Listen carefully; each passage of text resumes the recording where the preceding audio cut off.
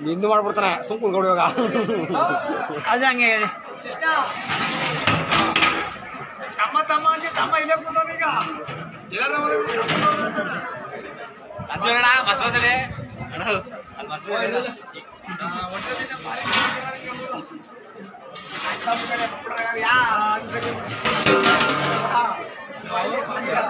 ಎಳೆಯದು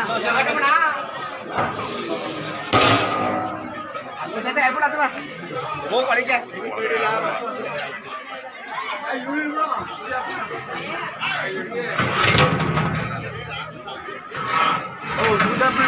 ಅವ್ನು ಹಾಕ್ಬಿಡು ಭೋಜನ ಅಪ್ಪನ ಹಾಕ್ಬಿಡು ಅರ್ಧ ಕೈ ಮುಗಿತಾವನೆ